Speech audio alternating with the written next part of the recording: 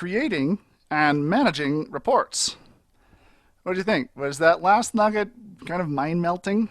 If it wasn't, you really haven't spent much time yet with building queries.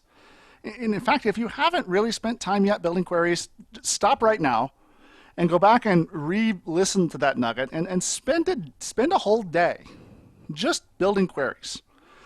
Build up a query on how much RAM your machines have, and build up queries on some of the applications that your machines have. But just really, really get yourself familiar with the whole process of creating queries and collections, because, well, all of that flows into all of what we're going to do from here on out.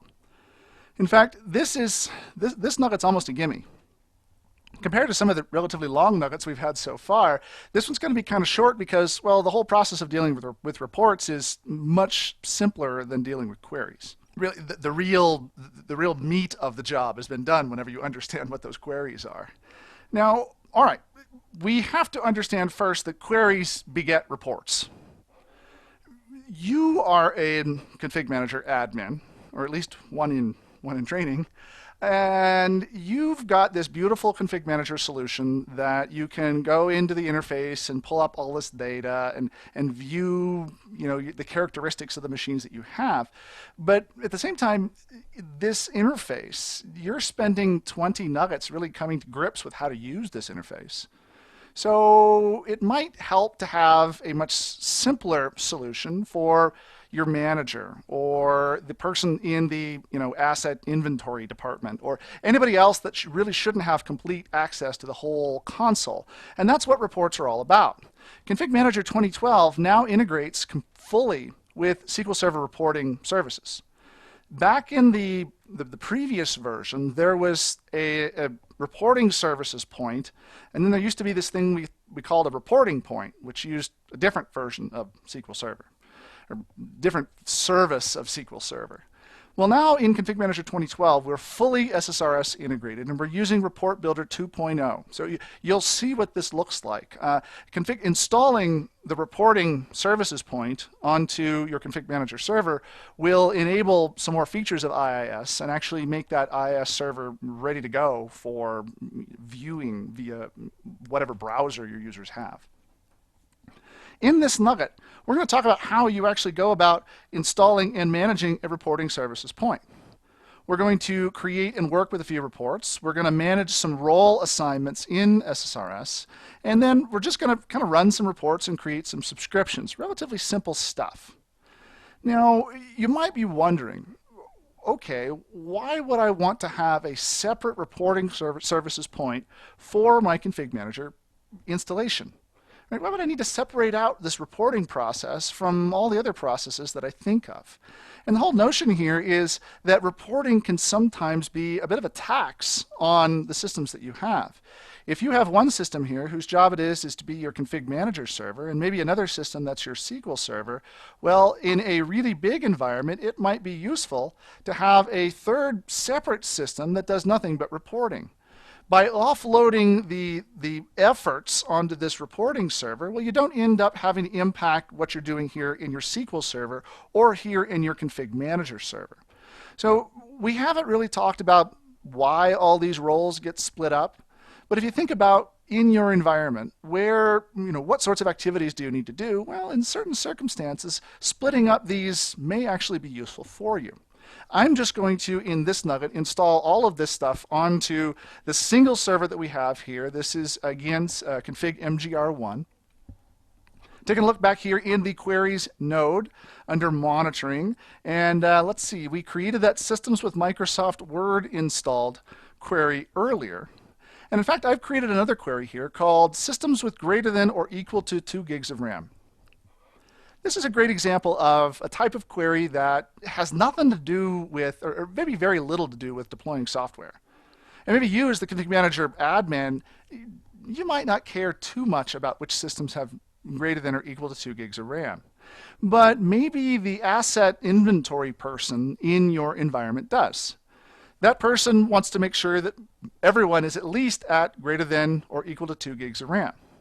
So you can create this query and then give that to them so you can find out well, which of my systems are actually at my minimum baseline for RAM? These three actually are. If I scroll over here a bit, you can actually get to the system resource name for what those systems are. But I don't want to give that asset person access to my config manager console. It just doesn't seem like a great idea. So what I want to do is instead give them access to a web report that they can then make use of. Now these web reports start over here in administration, because here under the server we actually have to add in that reporting services point.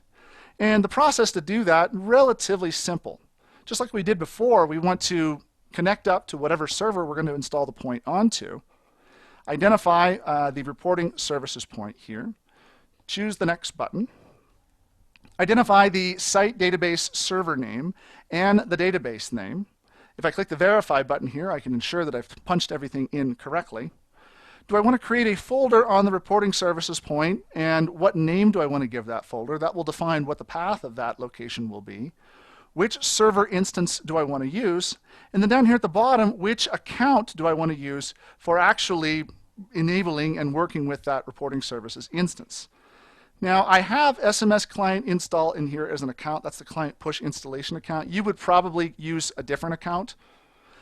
This account, I'm just going to drop it in here just because it makes things simple for the installation. Okay, this account has, I believe, domain admin rights, but you just need the rights on the server, on the reporting services server, in order to create that reporting services point on that remote server. If I choose next, I can confirm the settings and close, and that reporting services point will get created on that server, okay, whether it be local or whether it be remote. Important to recognize here is that just like some of the other roles we've been talking about, if you create a different computer that is your reporting services point, well, it doesn't necessarily have to be a config manager site server or a server that you've got licensed for config manager. If you have an existing reporting services point, you could very easily use that reporting services point and then just add in another folder associated with it. Now, if I take a look here, after a second or two, the background processes that actually create that reporting services point get created. And if I scroll down here, first of all, we see the count of roles is up to 9 now, and you can see that I've got this reporting services point that's been created. So now, with this reporting services point ready to go, I can begin creating reports. Those reports I'm going to find actually, they're not up here, they're in monitoring under reporting. You'll notice that when I add that reporting services point, well, a list of reports suddenly becomes available to me. This list wasn't available before because, well, I didn't have the point in my hierarchy. Now, there are a number of these reports that are out there. And if you recall, back when we were talking about asset intelligence, I mentioned to you that as we start building more pieces into Config Manager, we'll start to see more reasons why asset intelligence becomes handy. Some of these asset intelligence reports have already been added here. So computers in a collection, computers with a USB device, there's computers with licenses nearing expiration. So these reports are now available as a function of asset intelligence. And in fact, I believe if I go down to the asset intelligence node, you'll find that I actually have some inventoried software now. So again, these processes sometimes just take a period of time. There are a number of periods of the day that have to transpire, sometimes over a number of days, before you end up actually getting data sometimes. So and this is sort of a rule with Config Manager, complete aside, but if you do something and you're not getting the data, sometimes it's worth just waiting a little while. Eventually that data will get collected appropriately. So back here under monitoring, taking a look at the reports, let me first actually just view a report. All right, let's take a look at a report that maybe has some data that's useful to look at here. How about all software companies? If I right-click on that report, choose Run, well, it's going to run that report, and here inside of the console, I will get a view of the reporting services view of the report. So you can see here, here's all software companies. If I scroll down, there's all the companies that we've actually found across the different computers that are being collected in this Config Manager hierarchy. Pretty cool stuff. Well, this does us no good if we're trying to actually make this report available to people outside of the console. Right? This is all fine, but I still don't want to give that asset management person access to the Config Manager console. Thankfully, Reporting Services makes available reports through the web as well. So here I have Internet Explorer, and if I go to http config mgr1/reports, well, that will bring up SQL Server Reporting Services and allow a user that has access to this website to actually look at the different reports that are out there. Let's see, if I click on Config Manager, let's just take a look at the disk information here. Computers with count physical disk configurations. Right? I've got 2 physical disk configurations, 1 at that number of megabytes and 3 at that number of megabytes. So this gives me the ability to identify, well, okay, you asset management person can now view whatever reports you need to do your job. The neat part about these reports too is that here in this interface, they're multi-layered. You can actually drill down to see information, in this case, about the clients that have that specific hard disk size configuration.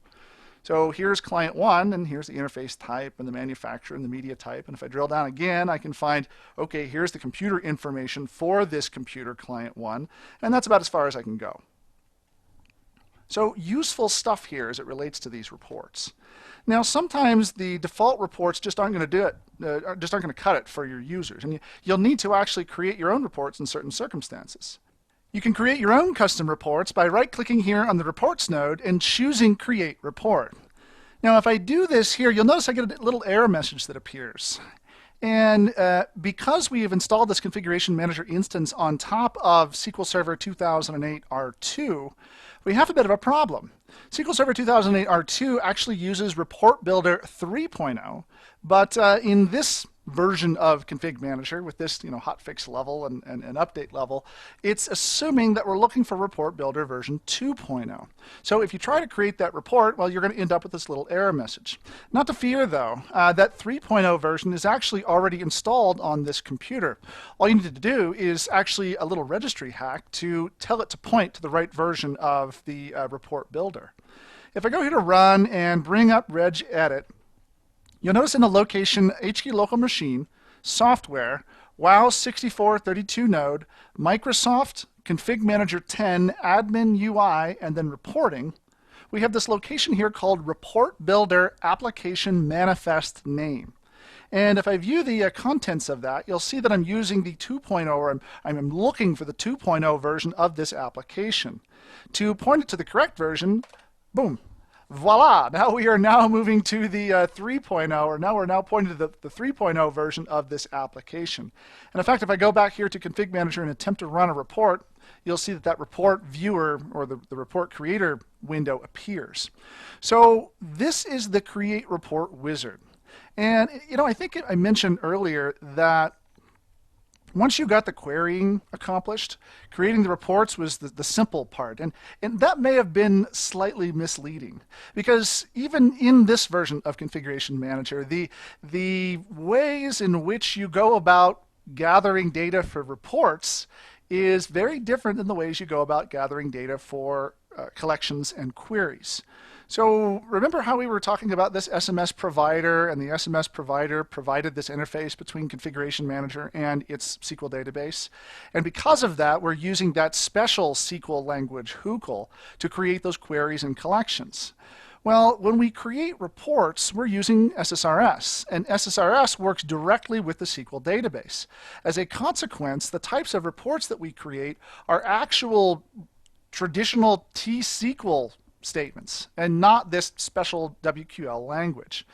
I can create model-based reports, although you'll find if you poke around the model-based reports, many of them are not probably the kinds of content that you're looking for. If I'm looking for WMI-based reports, well, a lot of that content I have to actually pull out by creating SQL commands. Now you see why we were talking about using SQL Server Management Studio and the View Creator, because that View Creator, if you recall, creates the regular kind of SQL that works perfectly for creating reports. So use that information when you're here actually creating the reports you're looking for. Let's create a memory report. So I just want to create a report that's associated with the memory on different computers.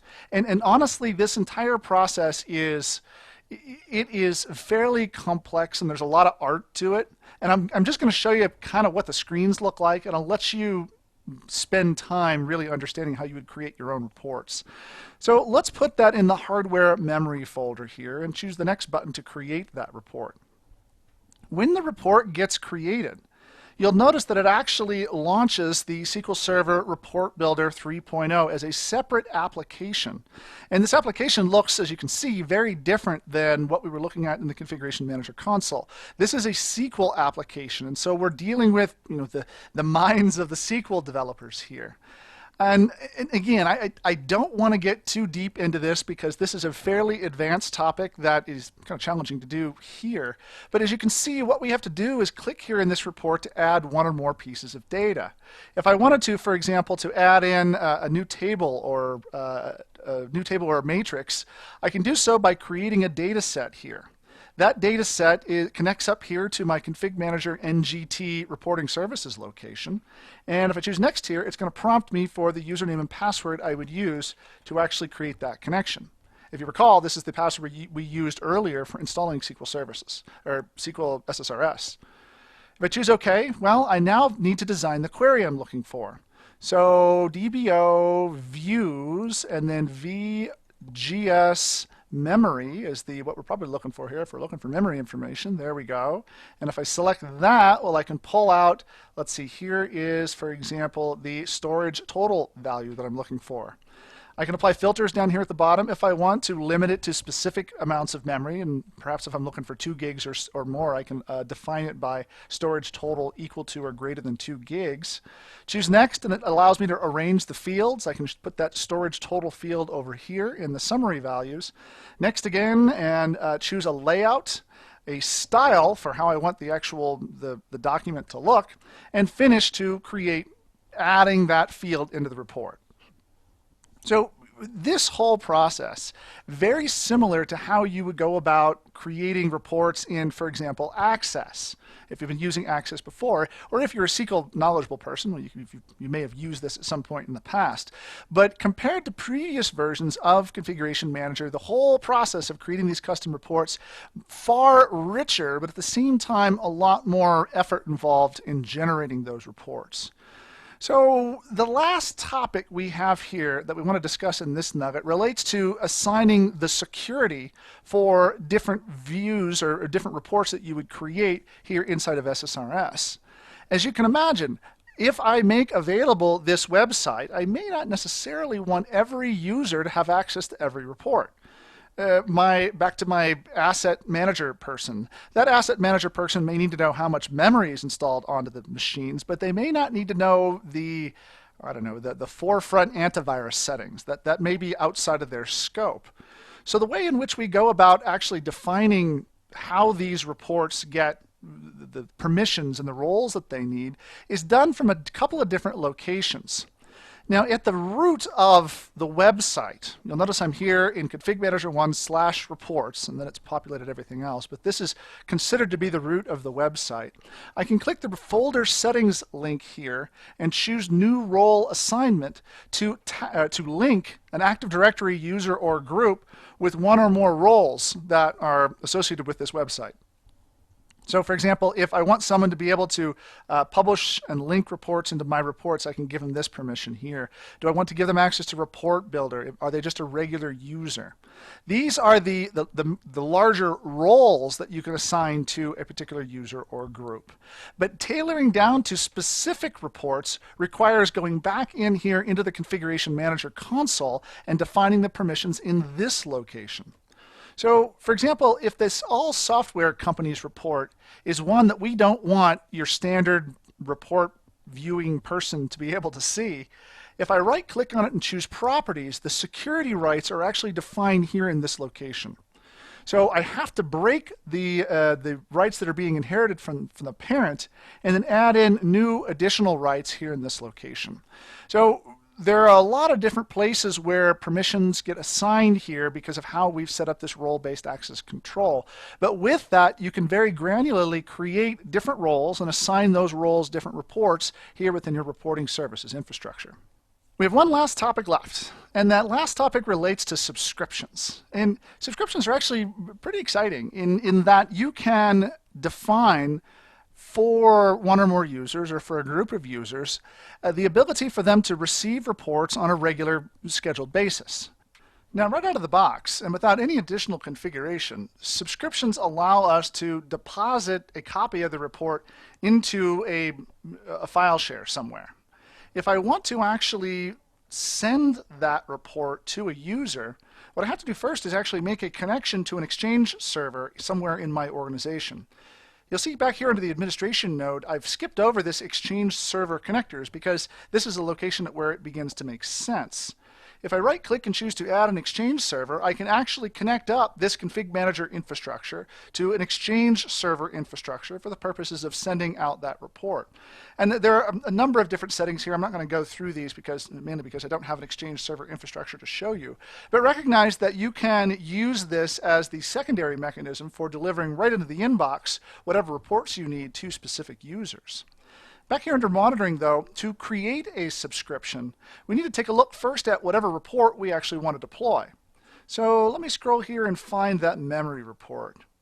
The computers with a specific amount of memory. Maybe this is a report that asset management person would be interested in seeing. If I right-click here and choose Create Subscription, I can then deposit this report into that Windows file share somewhere. We'll call this memory, for example. And the path is just some server and share location. Now, there are a number of different formats in which the report can get created in. If I'm interested in XML files, maybe they're a developer, or maybe I have some other solution that is grabbing this data in a structured format, I can use XML. But for more human-readable formats, I have a number of different options here for how I would end up delivering that report. I've got to get them a username, and I've got to apply a password and confirm the password so that it can get correctly deployed onto that Windows share. I have some overwrite options here as well. When I create that, I can also define a delivery schedule for this report. If I have other schedules existing, I can use a shared schedule if I like. Now, I don't have any right now, so there's none to see, but this will essentially drop that report down on an every 1 hour basis for a start and a stop time. If the report requires some parameter to define the report, well, then in the next screen, we can define what we want that report parameter to equal. You'll see, as before, I can choose the values option here to identify exactly what memory configuration I want to define. So these are the subscriptions that are available for you here inside of Configuration Manager. And again, if you have that Exchange connector set up, well, then you can email these reports out to different users in your organization. So what have we talked about in this nugget? We've talked about creating and managing reports. In some ways, a simpler nugget than the last one. In other ways, maybe almost a little bit more complex. We talked about how the query data that you identify ultimately begets reports. And while the language that you use, the syntax is slightly different between queries and reports, ultimately the same process that you use for creating the queries is what you use for creating the reports. We talked about Config Manager's new full integration with SSRS and that whole new Report Builder 2.0. We also talked about how the 2.0 to 3.0 integration gets hacked with that registry modification. We installed a reporting services point, did some configuration with it. We created and worked with some reports, adjusted some of those SSRS role assignments, and then ran through a few reports and also created a subscription so that a user can get a regular report coming out of Configuration Manager. Coming up next, we're going to take everything we've learned thus far and begin to roll it into actually enacting change on the different computers we have in our organization. This is involved with the deploying of applications and the updates, these sorts of things that actually, or for many of us, why we purchased Config Manager in the first place. Deploying applications is very much a new process. There's a lot of new and very interesting ways in which Config Manager 2012 deploys applications. But before we get into that, we have to spend some time learning about how to package those applications for deployment first. But until then, I hope this has been informative for you, and I'd like to thank you for viewing.